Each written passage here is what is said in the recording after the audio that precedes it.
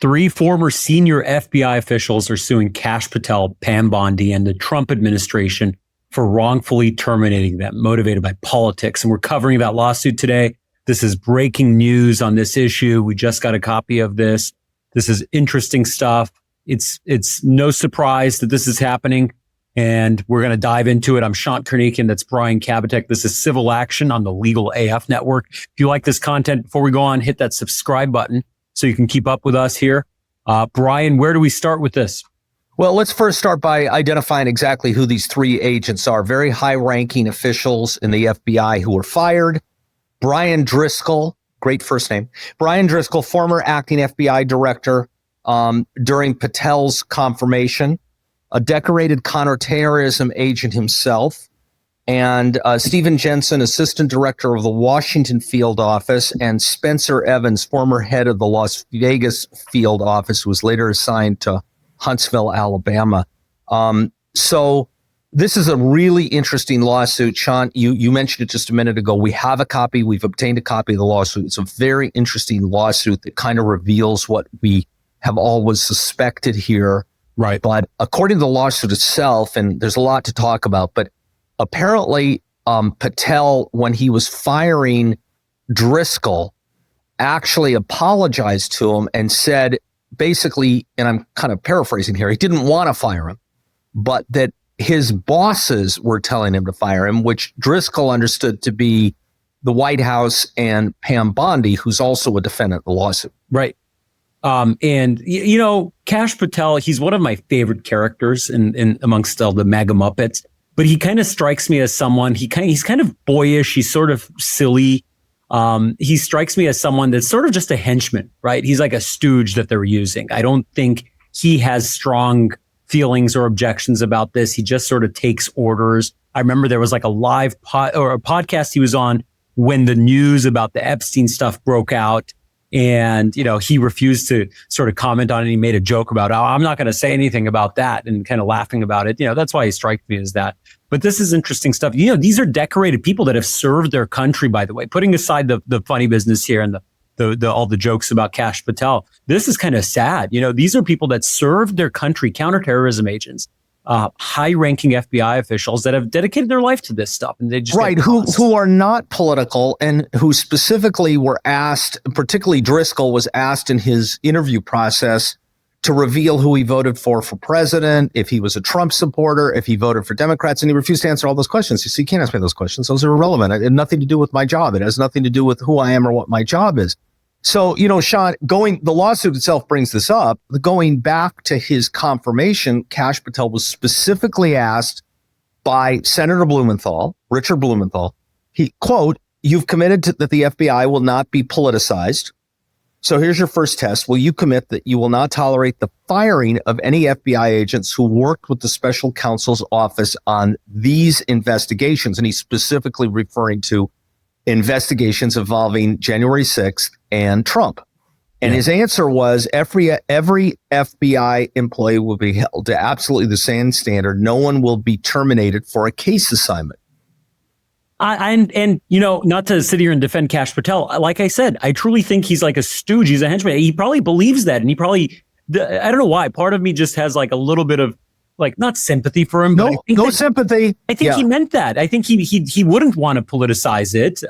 But obviously he has powers that exert influence over him. You know, he has Pam Bondi, and he has, of course, Donald Trump, the commander in chief, that are twisting his arm, trying to turn everything into loyalty politics and trying to turn everything into a question of, you know, who you're loyal to. Like you said, I think you've said this before, and I don't even think it was a joke. You said, at what point are they going to start instituting oaths, you know, political oaths? And right. I mean, this is go back to McCarthyism, and this is the oaths and the loyalty oaths, and this is what they want, as opposed to putting above loyalty the skills and the training is what they should be looking at. People like this who have literally protected this nation against terrorist attacks. Now, you may be asking, what are the claims that they're asking for in this lawsuit? Well, they're asking to be reinstated, right? So they're also asking for a court ruling that their firings were illegal, and back pay and injunctive relief. And so let's just start there, Sean, and kind of unpack what they're what that means that they're asking for. Yeah, injunctive relief is asking for the court to do something that directs the defendant, the target of the lawsuit, to do something. And in this case, to reinstate them into their positions. And I think that's a very valid demand. It's not asking for millions of dollars in damages. They just want their jobs back. These are people that I truly believe that folks like this really buy into the country over party position. And I think that's very admirable. These people have given their lives. They literally put their lives on the line in some instances. And we could talk about each one. We talked about Brian Driscoll, the guy who you like because of his first name, but all kidding aside, he is a decorated counterterrorism agent.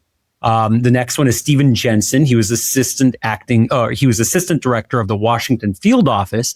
And he was specifically targeted by January 6th defendants, and they started some online campaign to get him fired. Right. He was one of the agents. His office and where the agents were obviously involved in the January 6th investigations. Yep. They're doing their job. Yeah. So that's the reason he was fired. And Driscoll was asked, by the way, to prepare a list of people who were involved in either investigations against Trump directly or January 6th. And he, more or less refused. And so that's one of the reasons why he was fired. Plus, apparently, Driscoll went to defend a FBI pilot who was wrongly accused of being involved in some aspect, like signing the affidavit for the search warrant for Mar-a-Lago. Right. Wrongfully accused. And he defended him. And so that's one of the reasons why he was fired.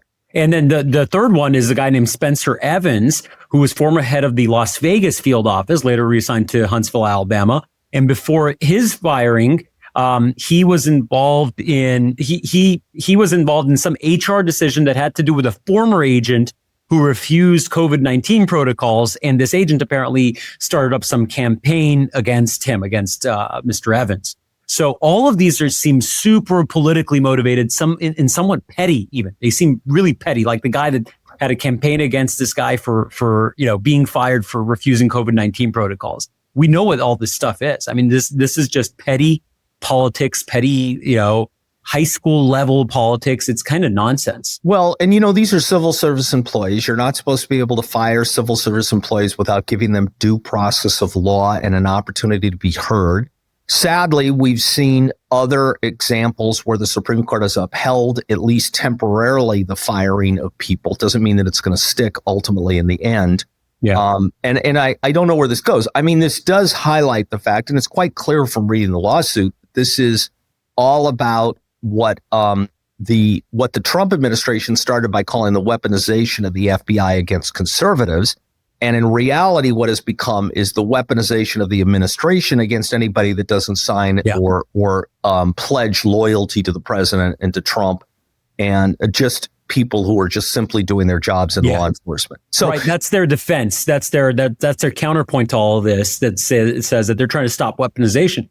But ironically, what the real sort of objective result is that they've weaponized the FBI and they've weaponized the apparatus, the executive branch to sort of wrongfully get rid of people who are just career government civil servants. That's all they are. Right. And who this comes right back to, who's at the center of all of this, is one of our favorite mega Muppets, who's now on the Court of Appeals for the United States of America, Emil Bove. Emil Bove. Yeah, that's right. And apparently Bove told Driscoll, and this is, I'm following the allegations of the complaint here. He told him that I don't need justification of grounds. I can fire anybody I want in the FBI that we believe has lost the confidence in their ability to carry out the president's agenda, which sounds an awful lot like a loyalty oath to me. I mean, these people investigate crimes and terrorism.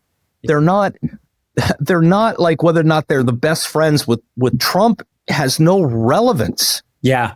This isn't a political position. This isn't like Trump is like hiring and firing campaign staffers and saying, well, are you dedicated to my cause? No, these are civil servants, law enforcement agents that whose goal is to safeguard Americans. And it's kind of sad to see it evolve into this, but it's good to see them hitting back. We've said this before, the law is sort of the last line of defense against this kind of nonsense. And lawsuits like this are important. It's a violation of people's constitutional and legal rights. And I'm glad they're pursuing it, and we'll keep up with this. What are your final if thoughts they don't, on this, Brian? yeah, my final thoughts is if they don't put a stop to this now, if the courts don't put a stop to this now, and I think the trial courts, the district courts are really trying to, if they don't put a stop to this now, where does it end? How many qualified people in our government that are doing jobs protecting us are going to lose their jobs simply because they won't sign or adhere to some sort of loyalty? And I guess what really outrages me more than anything is that presumably people that were either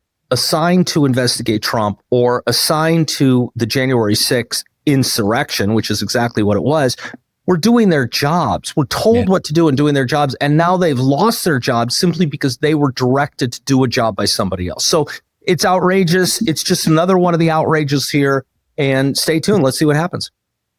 Yeah, I think Trump here is prioritizing party over country, and that is creating a legitimate national security crisis here. When you get rid of a few people, but if you have a mass exodus from an organization like the FBI, whose job it is to safeguard Americans, that's a major problem. That's a national security problem. And that's what this has created. That's what Trump has created. So I'm glad they're hitting back, and we'll keep up to date with this. Thanks for tuning in. I'm Shant Karnikian. That's Brian Kabateck. This is Civil Action on Legal AF. Hit that subscribe button so you can keep up with us and share your feedback. Can't get your fill of Legal AF? Me neither. That's why we formed the Legal AF Substack. Every time we mention something in a hot take, whether it's a court filing or a oral argument, come over to the Substack. You'll find the court filing and the oral argument there, including a daily roundup that I do called, wait for it, Morning AF. What else? All the other contributors from Legal AF are there as well. We got some new reporting. We got interviews. We got ad-free versions of the podcast and hot takes. Where? Legal AF on Substack. Come over now to free subscribe.